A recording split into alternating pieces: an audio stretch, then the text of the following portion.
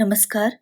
आयुक्तालय के ज्ञान सुधा चैनल पर हम सतत प्रतियोगी परीक्षाओं हेतु सामग्री जुटाने का प्रयास कर रहे हैं और इसी क्रम में हम सहायक आचार्य भर्ती परीक्षा हिंदी साहित्य के लिए लगातार हिंदी साहित्य के विविध पक्षों का अध्ययन कर रहे हैं और उसी क्रम में हम सतत व्याख्यात्मक और तथ्यात्मक अध्ययन प्रस्तुत कर रहे हैं विनय पत्रिका का।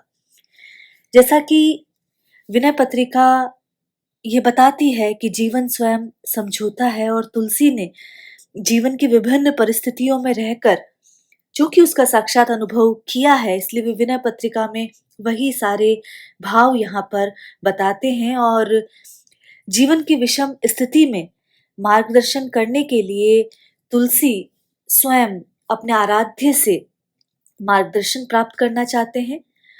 वे अपने जीवन की विषमताओं को दूर करके समन्वय स्थापित करना चाहते हैं और ये समन्वय जो उनके युग में था, जो उनके जीवन में था, जो परिस्थिति सापेक्ष जो सामाजिक जनजीवन में दिखाई दे रहा था, तुलसी विनय पत्रिका के माध्यम से या अपने अन्य कृतित्व के माध्यम से उन सभी पक्षों में समन्वय स्थापित करने की चेष्टा करते हैं। इसीलिए कहा जाता है कि तुलसी का काव्य समन्वय की विराट चेष्टा है।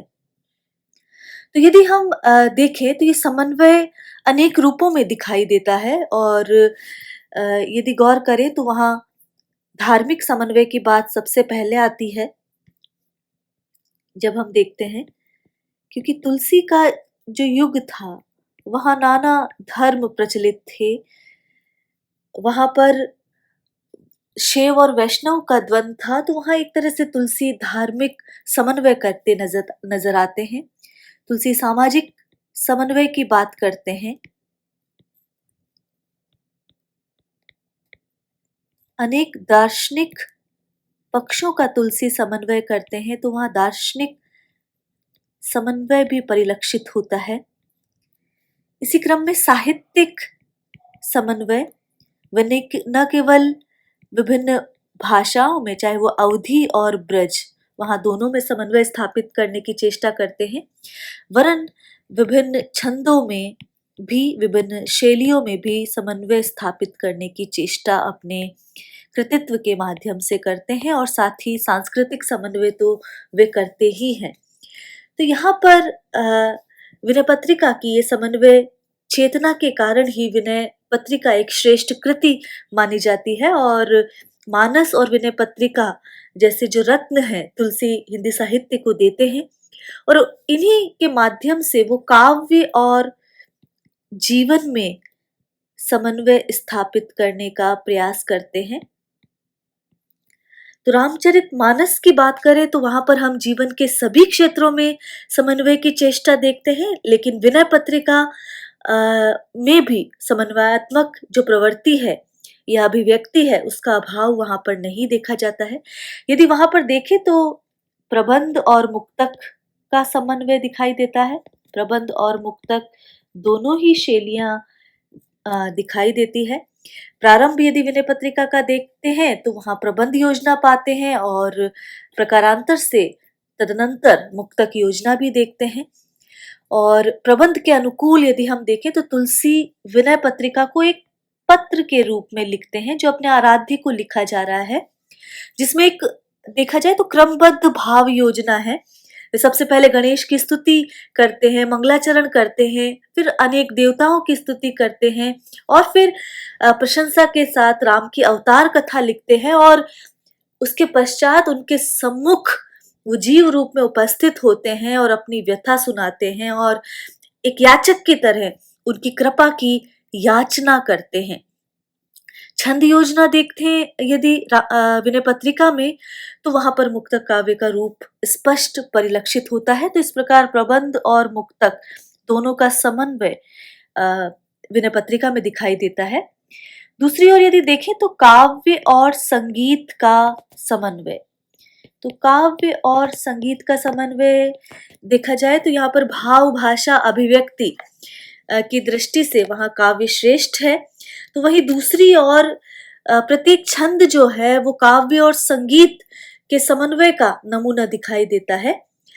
विनय पत्रिका के सभी पदों को हम किसी न किसी राग में पढ़ और गा सकते हैं।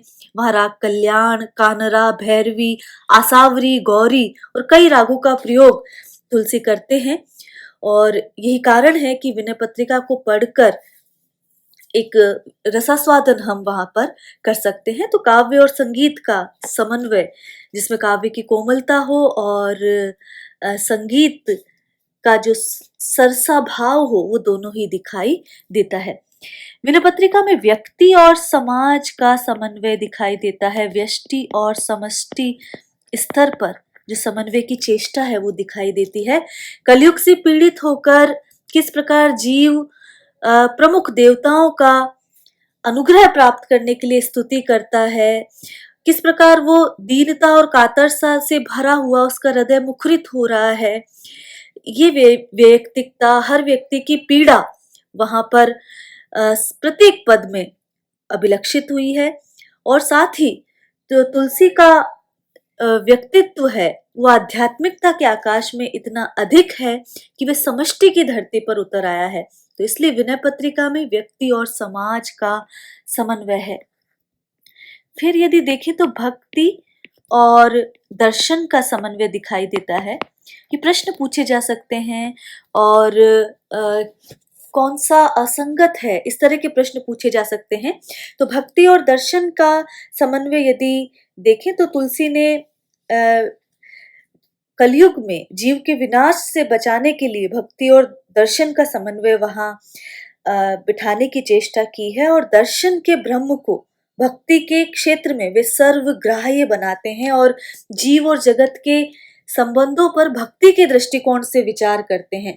तो यहाँ पर दर्शन भक्ति के विपरीत नहीं दिखाई देता है और कभी वो शंकराचार्य के साथ चलते हैं, कभी रामानुज के साथ चलते हैं और इस प्रकार दर्शन और भक्ति के बीच की जो खाई है उसे मिटाने का प्रयास करते हैं।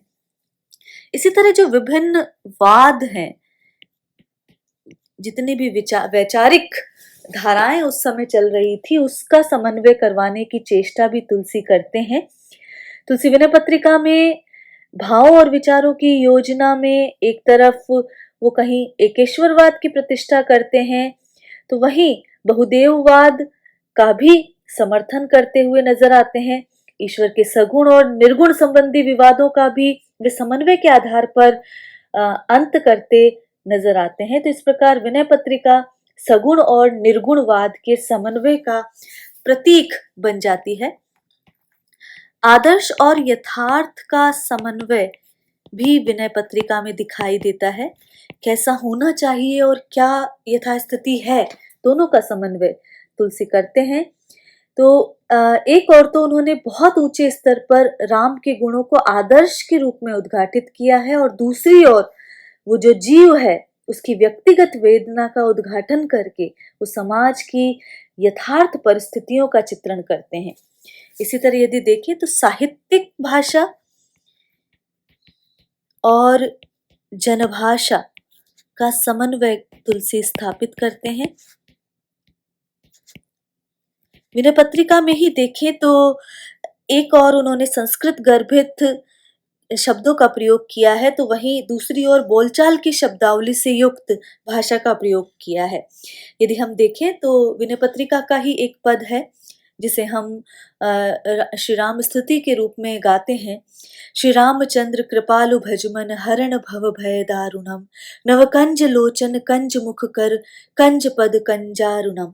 इसी तरह दूसरी ओर यदि हम देखें तो जनभाषा का प्रयोग करते हैं कि द्वार हो भोर हो को आज रटत रिहा और ना कीन्ही ते काज।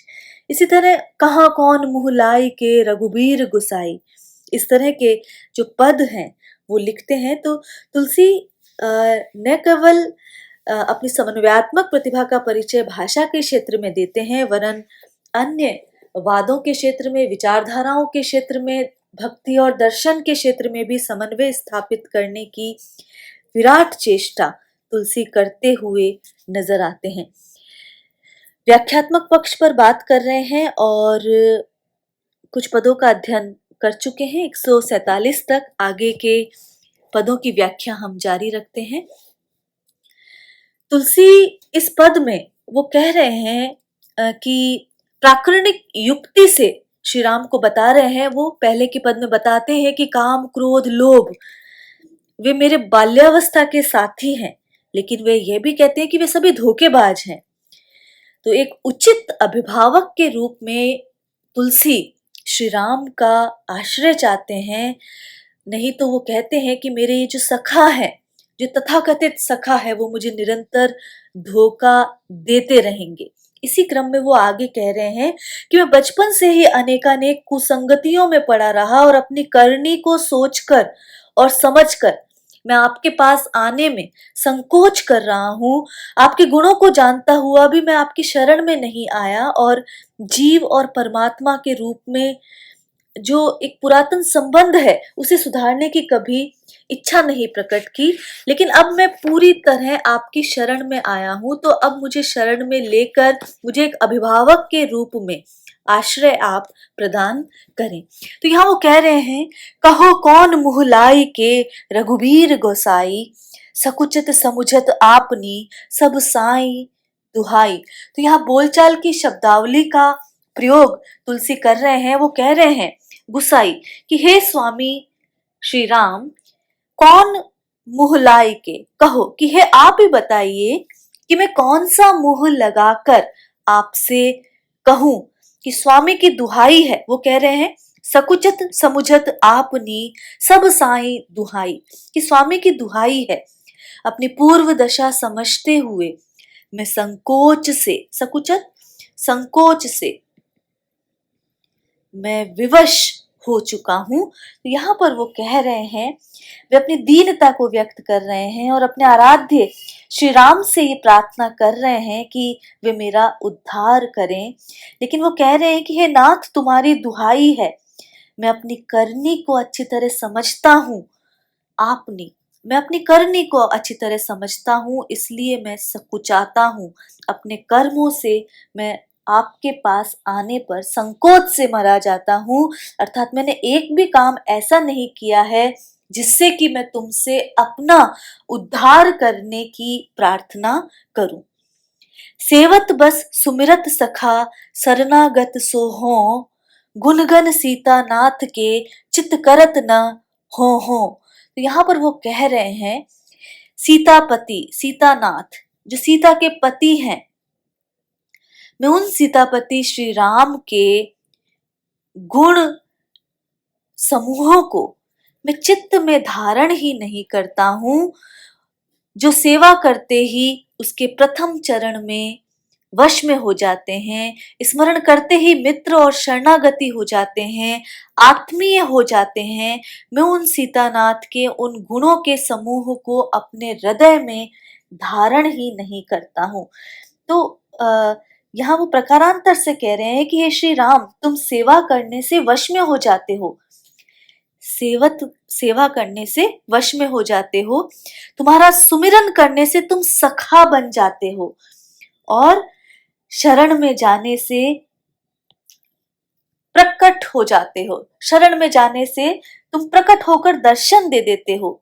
परंतु हे श्री राम, मैं तुम्हारे इन गुणों के समूहों को अपने चित्त में, अपने मन में कभी भी धारण ही नहीं करता, अर्थात मैं इनकी तरफ कभी भी ध्यान नहीं देता।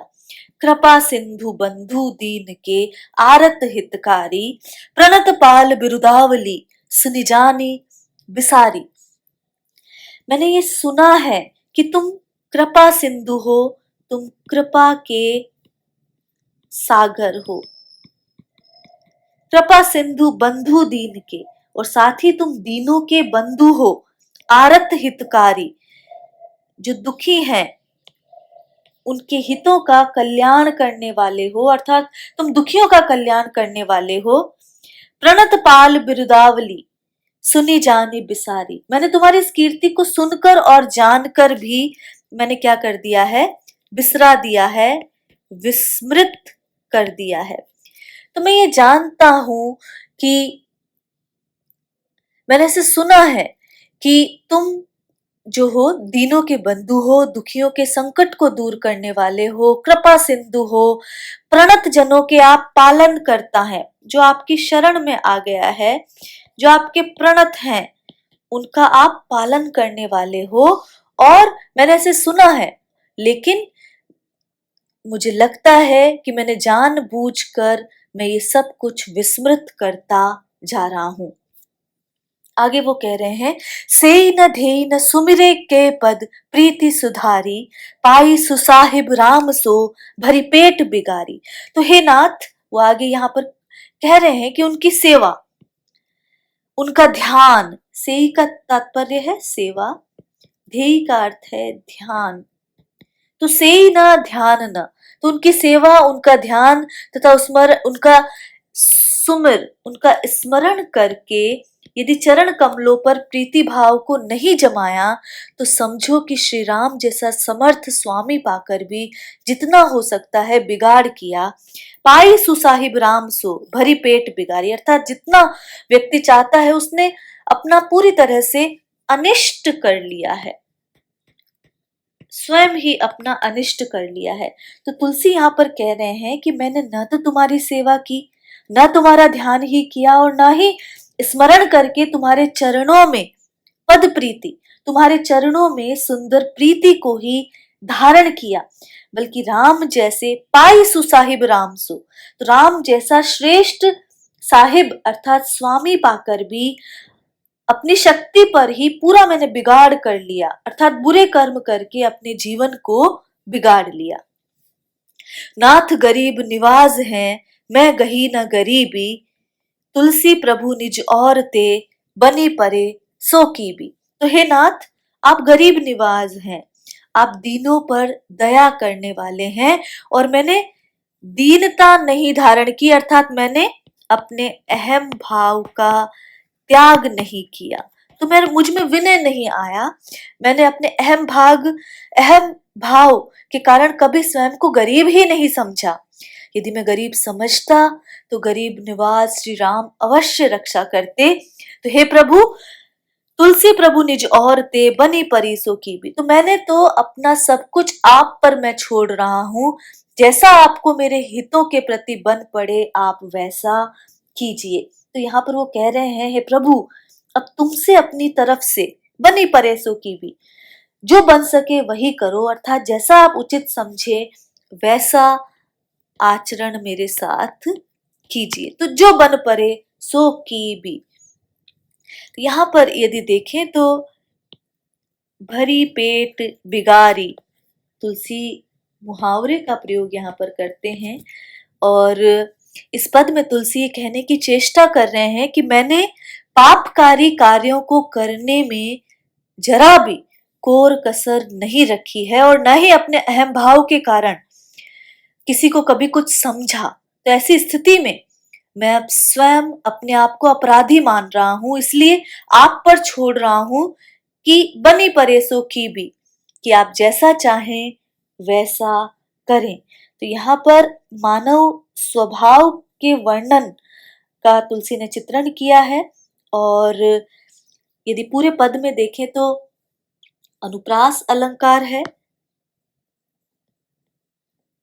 पदमैत्री यहाँ पर देखी जा सकती है, और विरोधाभास अलंकार का प्रयोग यहाँ पर किया गया है। तो ये तुलसी का एक पद है जो कि लोक भाषा में रचित नजर आता है। अगला पद फिर विनय का ही है, और तुलसी कह रहे हैं कि कहाँ जाऊं कासों कहूं और ठोर न मेरे, जन्म गवायो तेरे ही द्वार किंकर तेरे। तो तुलसी कह रहे हैं कि अनन्य जो शरणागति का भाव तुलसी का नजर आ रहा है, और बिना किसी आकांक्षा के ईश्वर की शरणागति ही जीव की सदगति है, क्योंकि जीव अभिन्नतया प्रभु का ही अंश है। तो तुलसी इस पद में जीव और ईश्वर के बीच स्थित संबंध को सुधारने की बात कर रहे हैं, और कवि यहाँ पर कह रहे हैं, कहाँ जाऊं किससे कहूं, क्योंकि और ठोर न मेरे लिए और कोई अन्य आश्रय स्थल ही नहीं है, मेरा और कोई ठिकाना ही नहीं है। सीधा कह रहे हैं वो, जन्म गंवायो तेरे ही द्वार, किंकर तेरे। किंकर का तात्पर्य है दास, का अर्थ है सेवक। तो वो कह रहे हैं कि मैं तो आपका दास रहा हूं और आपके ही दरवाजे पर मैंने अपना सारा जीवन व्यतीत किया है। मैं तो बिगारी नाथ सो आरती के लीन्हे, तो ही कृपा निधि क्यों बने मेरी सी कीन्हे। तो यहाँ वो आगे कह रहे हैं कि हे नाथ, दुख से परेशान होने के कारण मैंने सत्कर्म से बिगाड़ पैदा कर ली है, बिगाड़ लिया है, अर्थात मैंने कोई भी सत्कर्म नहीं किया है और तमाम कुकर्म ही मैं करता रहा हूं। तो ही कृपा निधि क्यों बने मेरी सी कीन है। तो मेरे आचरण के अनुसार यदि आप भी ऐसा ही कार्य करने लगेंगे तो कैसे बनेगा। तो आप भी यदि मेरे जैसे ही बन जाएंगे तो फिर कैसे बनेगा। तो यहाँ पर वो कह रहे हैं कि हे प्रभु, मैंने तो आपसे अपने दुखों के कारण बिगाड़ी थी, अर्थात मैं सांसारिक दुखों से दुखी होकर आपको भुला चुका था, किंतु हे प्रभु, आपसे तो मेरी तरह कहते नहीं बन सकता, अर्थात मैं भले ही आपको विस्मृत कर जाऊं, आप थोड़े ही मुझे भुला सकते हैं। तो आप कृपा निधि हैं, आप कृपा सिंधु है, तो आप मेरी ही तरह व्यवहार किस प्रकार कर सकते हैं। दिन दुर्दिन दिन दुर्दशा, दिन दुख दिन दूषण। द वर्ण की आवृत्ति है, अनुप्रास अलंकार है। जब लो तू न बिलो की है रघुवंश विभूषण। तो हे रघुकुल शिरोमणि, हे रघुकुल के जो आभूषण हैं, जब तक मुझ पर आपकी कृपा दृष्टि नहीं पड़ती तब तक मेरी स्थिति इसी तरह दुखमय बनी रहेगी। प्रत्येक दिन मेरा दुर्दिन होगा, बुरा दिन होगा, नित्य प्रतिदिन मेरी दुर्दशा होगी, हर दिन दुखदाई होगा और प्रतिदिन मुझ पर दोषारोपण होगा। तो जब तक आपका अनुग्रह मुझ पर नहीं रहेगा तब तक दिन दुर्दिन, दिन दुर्दशा, दिन दिन दुख, दिन दिन दोष जो है वो मेरे बढ़ते ही जाएंगे, जब तक आप मेरी ओर नहीं देखेंगे, जब तक आप मेरी ओर नजर नहीं करेंगे। दही पीठ बिनु डीठ में तुम विश्व बिलोचन, तो सो तुही न दूसरो नत सोच विमोचन। तो तुलसी यहाँ पर कह रहे हैं कि हे प्रभु, मैंने तुमसे इसलिए पीठ की हुई है। पीठ करना, मुंह फेरना। तो मैंने तुमसे इसलिए पीठ की हुई है क्योंकि मेरे पास तुम्हें पहचानने की सच्ची दृष्टि नहीं है, मेरे पास वो नजर ही नहीं है कि मैं तुम्हारे गुणों को देख पाऊं, मैं तुम्हारी शरण में आ जाऊं। लेकिन तुम तो विश्व बिलोचन, तुम तो संसार को देखने वाले हो, तुम तो दृष्टा हो, विश्व बिलोचन हो। तो सो तुही न दूसरो नत सोच विमोचन। तो हे प्रभु, अपने जैसे एकमात्र तुम ही हो, अर्थात तुम्हारे जैसा कोई और दूसरा नहीं है, और तुम्हारी जो उपमा है किसी अन्य से नहीं दी जा सकती। तो हे स्वामी, अपने शरणागतों की चिंताओं का नाश करने वाला तुम्हारे अतिरिक्त कोई और नहीं है। तो नत सोच विमोचन, तो जो दीन दुखियों के एकमात्र, जो नित्य संकट दूर करने वाले, तुम्हारे सदृश तुम ही हो और अन्य नहीं है। तो यहाँ पर वो कह रहे हैं कि जो अपनी तुम्हारे समक्ष नत हो जाता है, झुक जाता है, वो तुम्हारे समान दूसरा, उसको शरण में लेने वाला और कोई नहीं है। आगे कह रहे हैं, पराधीन देव दीन हो स्वाधीन गुसाई, बोल निहारे सो करे बलि विनय की झाई। यहाँ पे तुलसीदास कह रहे हैं कि हे देव, हो का तात्पर्य है मैं, कि मैं तो पराधीन हूं, अर्थात मैं अपनी इंद्रियों के बंधन में जकड़ा हुआ हूं। मैं पराधीन कैसा हूं कि मैं इंद्रियों के बंधन में, विषय वासनाओं के बंधन में जकड़ा हुआ हूं। इसलिए क्या हूं? दीन हूं, विवश हूं। और आप क्या हैं? पूर्णतः स्वाधीन है। तो हे नाथ, आप ये देखिए कि मैं आप पर आश्रित हूँ और अत्यंत दुखी हूँ, और आप सर्वथा स्वतंत्र और स्वाधीन हैं। बोल निहारे सो करे, बलि विनय की झाई। तो क्या बोलने वाले से उसकी छाया कभी अलग हो सकती है? तो हे स्वामी, मैं तुम्हारे बलिहारी जाता हूँ, आपके बोलने वाले अर्थात जो चैतन्य रूप है। दूसरा अर्थ ये है कि आपके बोलने वाले अर्थात चैतन्य रूप से आपकी परछाई क्या विनय कर सकती है? तो अर्थात भला चैतन्य से जड़ क्या कह सकता है? तो भाव यह है कि ब्रह्म चैतन्य रूप होता है और जीव जड़ रूप, अतः चैतन्य रूप से जड़ रूप क्या कह सकता है? अर्थात आप तो सब कुछ जानते हैं। आपू देखी मोहि देखिए, जन मानिए साचो, बड़ी ओट राम नाम की, जेहि लही सो बाचो। तो हे प्रभु, आप अपनी ओर देखिए और मेरी ओर निहारिए, तब आप ये स्वीकार करेंगे कि आपका ये जो भक्त जो कह रहा है वो सत्य ही सच ही कह रहा है। जन मानिए साचो। तो पहले आप अपनी ओर देखिए, फिर मेरी ओर निहारिए। आप अपने सद्गुणों को देखिए और मेरे जो मेरी अज्ञानता को देखिए, तब आप मानेंगे कि मैं जो कह रहा हूं वो सच ही कह रहा हूं। आगे, बड़ी ओट राम नाम की। तो हे प्रभु, राम नाम की जो ओट है वो बहुत बड़ी ओट है, और जिसने भी राम नाम की ओट की, जय लई सो बाचो, वो इस संसार के आवागमन के चक्र से मुक्त हो गया। तो श्री राम नाम की ओट, आड़, आलंबन जो है वो बहुत बड़ा है, और जिसने इसका आश्रय ग्रहण किया वही जो जन्म के और मृत्यु के पाश में बंधने से बच गया। रहनी रीति राम रावरी, नित हिये तुलसी हुलसी है, जो भावे त्यों करूं कृपा, तेरो तुलसी है। तो यहाँ पर वो कह रहे हैं कि हे श्री राम, आपकी रहनी तथा रीति, आपकी रहनी, आपकी रीति, आपका जो भाव है वो मेरे हृदय को सदैव उमंगित किए रहता है। और जो भावे त्यों करूं कृपा, तेरो तुलसी है, अर्थात ये दास तुलसी सदा तुम्हारा है, और जैसी आपकी इच्छा हो उसी तरह से आप कृपा करें। तो यहाँ पर वो कह रहे हैं कि हे राम, तेरी रीति, तेरा आचरण, तेरा स्वभाव हर समय मेरे हृदय में उल्लास भरे रहता है, एक हुलास भरे रहता है, इसलिए जैसा तेरा मन चाहे वैसे ही मुझ पर कृपा कर। तुलसी कहते हैं कि ये तय है कि तुलसीदास तेरा है और तुझे छोड़कर इसका कोई नहीं है। तो यहाँ पर तुलसी जीव को पराधीन कह रहे हैं, ईश्वर को स्वाधीन कह रहे हैं।